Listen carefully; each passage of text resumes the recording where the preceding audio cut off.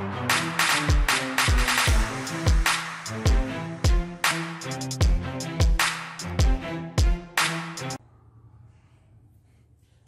Everyone, welcome to the channel online exam academy. जैसा कि आप सभी को पता है कि हम यहाँ पर स्टडी से रिलेटेड कंटेंट डालते रहते हैं।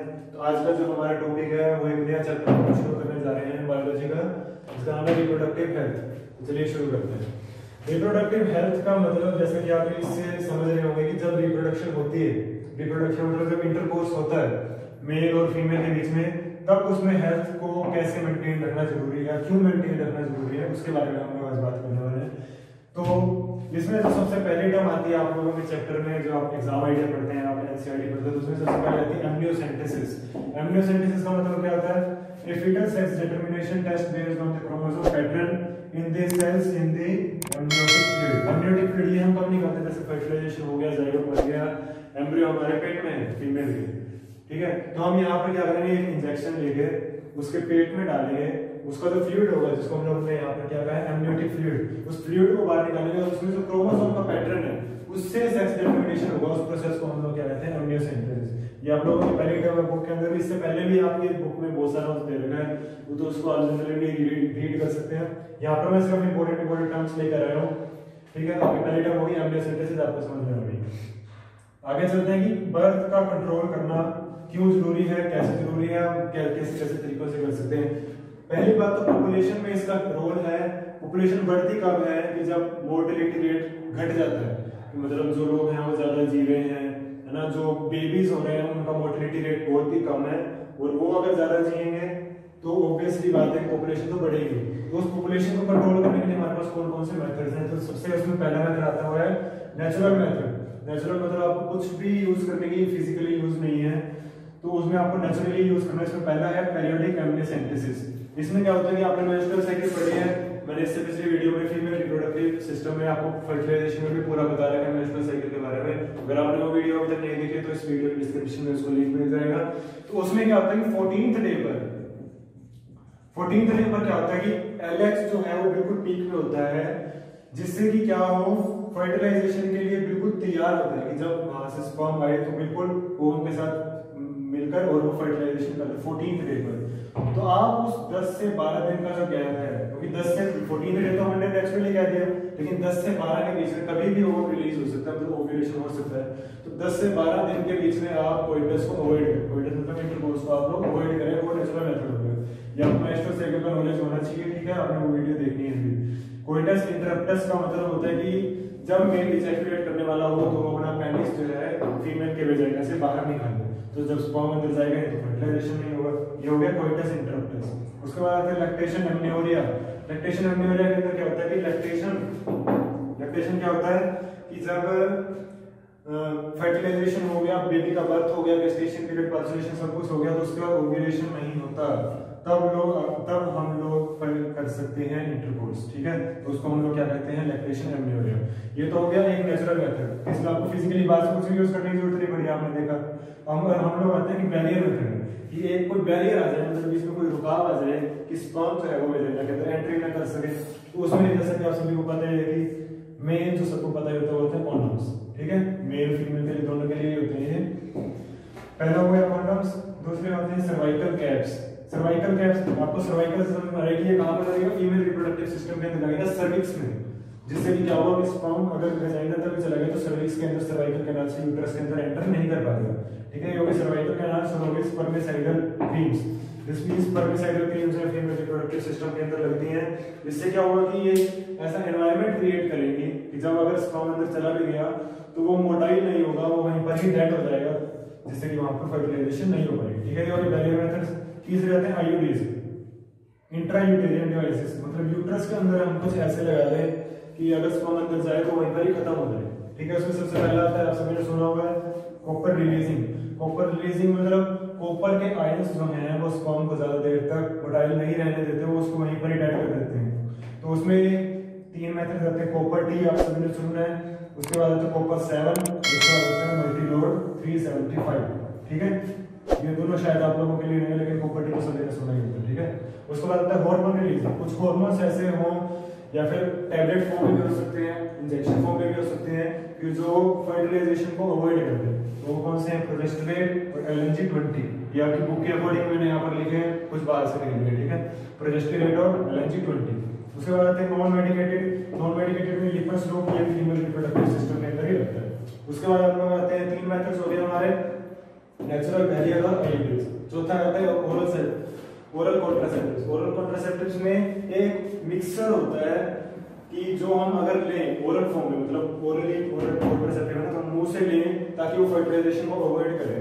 तो उस मिक्सचर में क्या क्या होगा, प्रोजेस्टेरोन और प्रोजेस्टोएस्ट्रोजन, जो कि फर्टिलाइजेशन को अवॉइड करेगा। ये भी मेंस्ट्रुअल साइकिल में मैंने मेंशन किया है कि जब सबसे लास्ट फेज जो होता है उसका, उसमें एस्ट्रोजन और प्रोजेस्टेरोन का लेवल जो है राइज हो जाता है। क्यों?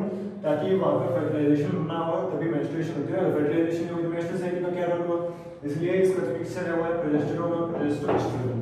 इसका जो एक मेन टैबलेट फॉर्म है उसका नाम है सहेली।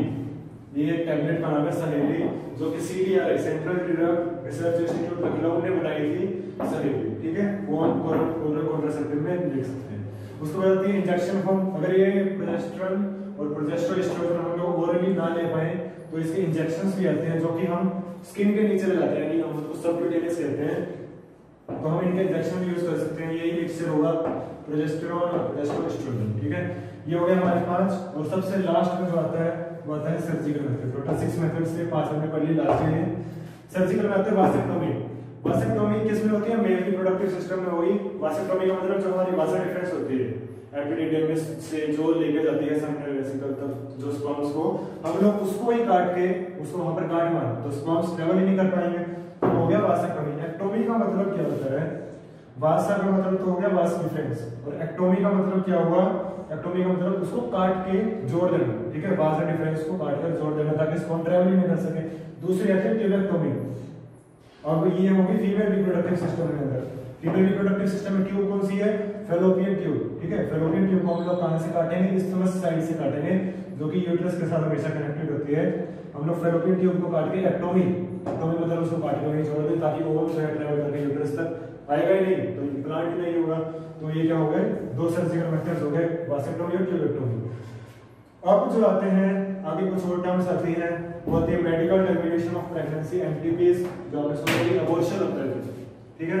अबॉर्शन करना वैसे तो इलीगल है, लेकिन 1971 में गवर्नमेंट ऑफ इंडिया ने इसको स्ट्रिक्ट रेगुलेशन के अंडर इसको लीगली कर दिया था। वो स्ट्रिक्ट रेगुलेशन कौन सी है कि अगर मान लीजिए रेप हो जाता है ना, तब अबॉर्शन करना लीगल है, या फिर अगर ऐसी कंडीशन होगी या फिर तो मदर रहेगी या बेबी रहेगा तब भी अबॉर्शन करना लीगल है। ये 1971 का रूल है गवर्नमेंट ऑफ इंडिया का, ठीक है। ये कब तक सेफ होता है, फर्स्ट ट्राइमेस्टर तक। ये तो मैंने पहले बताया, फर्स्ट टाइम टोटल 3 ट्राइमेस्टर्स होते हैं 9 मंथ्स में।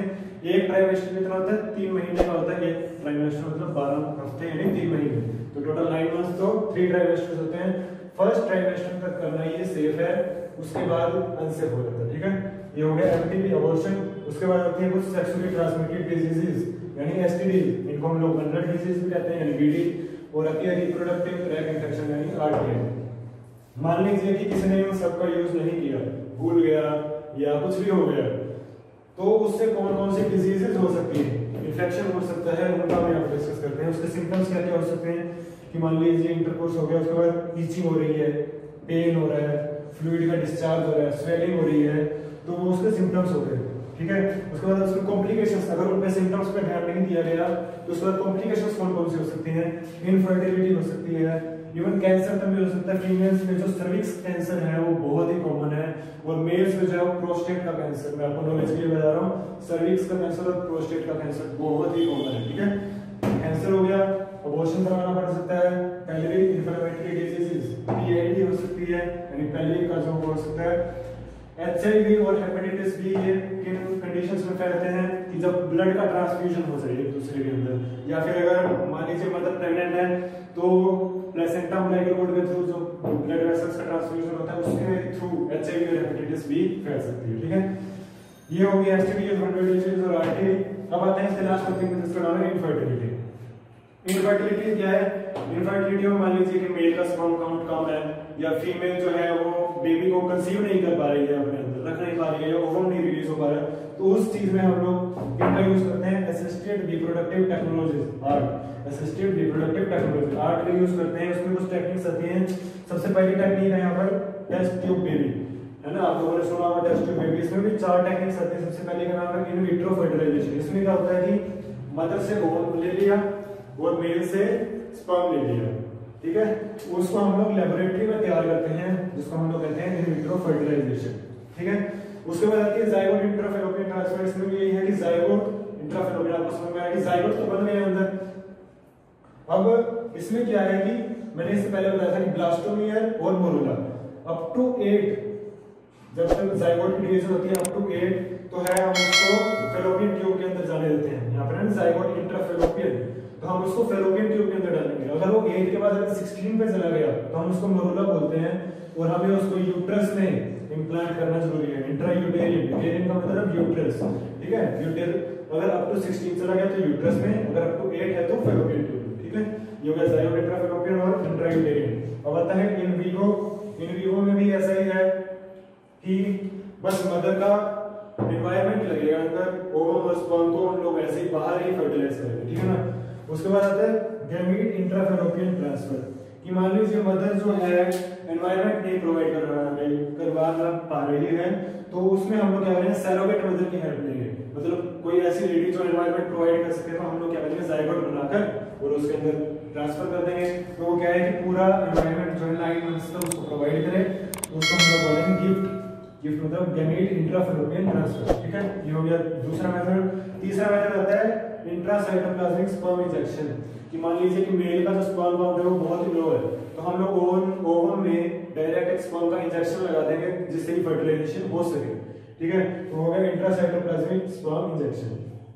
सबसे लास्ट में आता है आर्टिफिशियल इंसेमिनेशन। इसमें भी ऐसे है कि मान लीजिए स्पर्म का काउंट बहुत ही लो है मेल के अंदर, तो उसमें भी ऐसे होगा कि स्पर्म का जो एक इंजेक्शन है वो ओवम के साथ लगा दिया जाएगा और फर्टिलाइजेशन हो जाएगा। इन दोनों में से सबसे सेफ है ICSI, यानी इंट्रासाइटोप्लाज्मिक स्पर्म इंजेक्शन। ये ज्यादा सेफ है as compared to artificial insemination, ठीक है। तो ये हमारा पूरा रिप्रोडक्टिव हेल्थ का चैप्टर कंप्लीट हो चुका है। मैंने आपको सब कुछ बता दिया। इसके अलावा कुछ टर्म्स आती हैं आपके चैप्टर की स्टार्टिंग में, अगर आप बुक से पढ़ सकते हैं। यहाँ पे मैंने सब कुछ इंपॉर्टेंट बता दिया है आप सभी को। अगर आपको वीडियो अच्छी लगी तो लाइक करें, शेयर करें, सब्सक्राइब करें, और इससे रिलेटेड अगर आपको कोई भी प्रॉब्लम है तो आप कमेंट सेक्शन में बता सकते हैं। Thank you.